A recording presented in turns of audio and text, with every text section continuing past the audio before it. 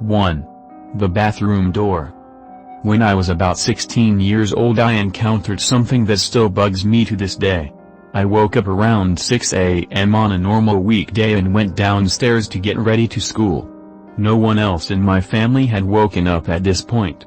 I got in the shower, still sleepy and could barely hold my eyes open. After a few minutes of showering, someone tried to get it and I told whoever it was that I was in the shower.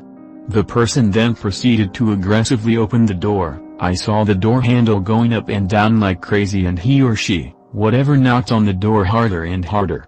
And then it suddenly stopped. Didn't think that much about it, but when I got out of the shower I realized that nobody was up yet. I proceeded with eating breakfast. And after a while my dad came down the stairs, so I asked him if it was he who had wanted to use the bathroom earlier.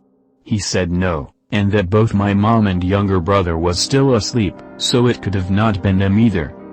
And even if it had been any family member, they would not have tried to open the door so aggressively at 6 in the morning. So, this happened senior year of high school. My best friend and I were at her house, which was way up in one of the canyons, and she had a long, windy driveway. We had been there all day and her mom had gone out and she and I were supposed to go meet a couple friends in Hollywood at night. Anyways, we had been goofing around all day and watching scary movies and whatnot, and we started to get ready. Her bathroom had one of those her double sink deals, so she was near one and I was at the other. All of a sudden I got the creepiest feeling, like all of the hair on my arms stood up and I had this sudden feeling of panic. To this day it is the most terrified I have ever been. I was putting on eyeliner when it happened and I caught her eye in the mirror and said, "We need to leave. Right now." I thought she would be like, "What? You're being ridiculous," or what have you, but instead she said, "I know." My blood ran cold when she said it. We left so quickly that we just grabbed what was in front of us. We booked it out of her house and down the driveway, which we weren't supposed to be on because her mom had just had it repaved, and her car was parked down on the street.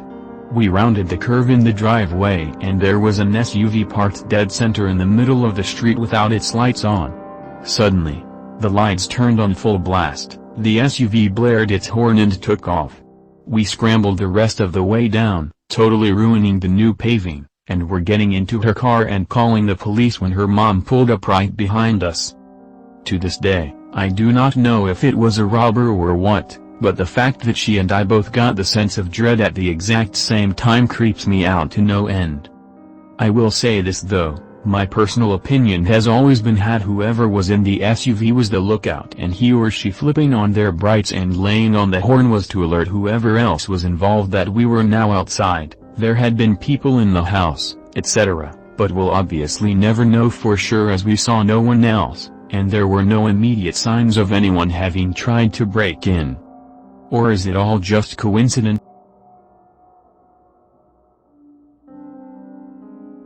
I was around 9 or 10 at the time this story happened. My best friend and I had been riding our bikes, just being kids and screwing off. We lived in one of those older towns that are filled with older homes and kind of compacted, so the roads turned to dirt and fields pretty quick. We were maybe 5 or 6 blocks from my house, when we found a new road to explore and we followed it down. We passed a church, took an L-turn and were basically out of town and in the country in a few feet. We could see an old bridge a ways down, so we took off to check it out. The ride from the turn to the bridge was a little less than a half a mile. As we get closer and closer to the bridge, I start to notice something is wrong with it. It's an old metal and concrete bridge, the metal's painted red but it's peeling pretty badly, and the whole thing is leaning heavily to the left. There are 2 big piles of rock blocking each side of the bridge, and we stop our bikes at the first one. It's really quiet, and I immediately want to leave this place, hated being there from the start. My friend calls me a chicken and gets off her bike and climbs the first rock pile. I refuse to leave my bike, even when she spots an armadillo and chases it barking. As she hits the rock pile on the other side of this bridge, it's like she suddenly senses what I do. She slowly turns, and she is pale as fuck, saying we need to leave. I don't argue, Just wait for her to get back, because I'm not leaving her, and we take off. The whole ride to the bridge was easy, our wheels glided like they were on the pavement, not gravel. The ride back though is like trying to pedal through thick mud. We are both standing up to pedal harder, and it feels like we are just creeping along. We stop about 100 feet away to catch our breath and look back, and there's this huge light, like a mini sun hanging above the bridge. I'm freaking out, and I look at my friend and "Do you see this shit way?" And she looks back terrified, and whimpers "Go, go, go." Neither of us waits, we jump back on the pedals and pedal for all we're worth. We make it almost back to the turn, and this section of the road is lined with trees, for a good bit, and I can see something black flashing between the trees right behind us. We hear a vehicle, and think adults, so we're safe, at least safe enough to stop for air. We stop and see this truck pulling down a drive and onto the road.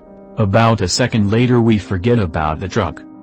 There is now a red rectangle of light, like a taillight gliding about 7 feet off the road left to right between trees on either side of the road.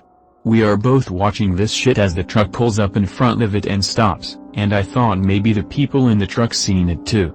They probably didn't, because after waiting a good minute for our dumbasses to move out of the road they honked at us.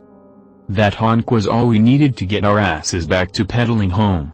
We never really went exploring too much after that and spent the rest of the day in the house. I was telling the story later on in my late teens early 20s, and one of the people in the group was familiar with the road. They had lived on the road not far from the bridge, and weird things would happen in their house. They explained to me that the bridge leads to a drunkard's house. One night this guy is headed home completely sloshed and misses the bridge, hitting the edge and flying into the overfull creek below. They search for a few weeks and eventually recover his truck, but he's never found. It's one of the creepiest things that's happened to me.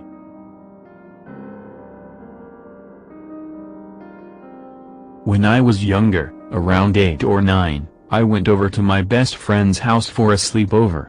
Her parents had just recently gone through a messy divorce and her mom reached out to mine and thought it was a good idea she had some friends to spend the night with since she was apparently experiencing frequent night terrors. I only found this out until later on.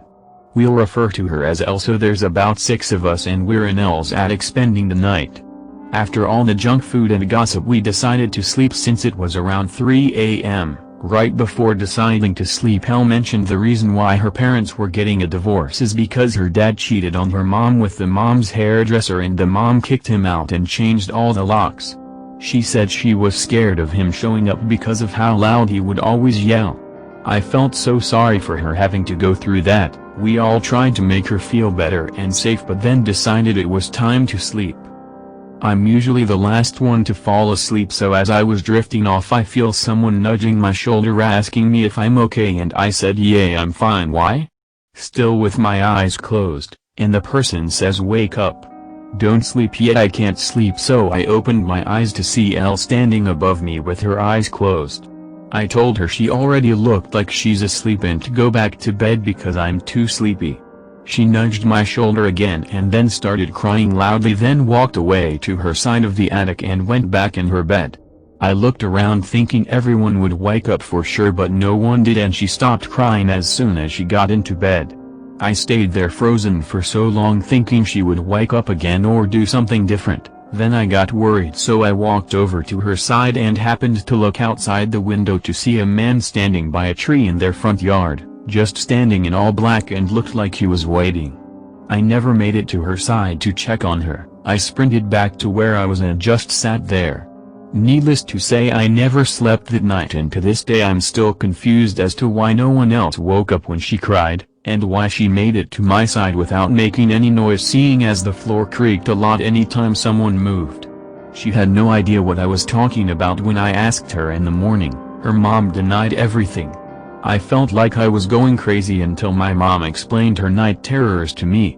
She freaked when I told her about the man waiting outside. We assumed it was Elle's dad, but who knows.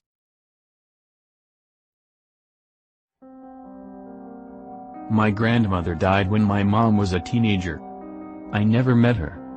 One night when I was 12, After having gotten over a particularly nasty fever, I woke up and had a 40 minutes conversation with a woman sitting on my dresser. I should have been afraid of the intruder in the house, but she seemed very nice and was not threatening.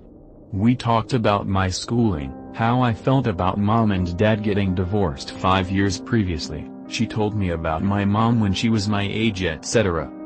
My mom came in, turned on the light and asked why I was talking. I explained what was up and described the woman I was talking to. I had never seen pictures of my grandmother. My mom had never talked of her other than to say she died. It was my grandmother's birthday that day. My mom said I described my grandmother perfectly.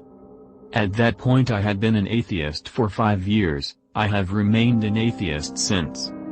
I can only assume I must have heard a description of my grandmother from another family member at some point in time and was still feeling the effects of the fever. But I still have no full rational explanation of the entire event.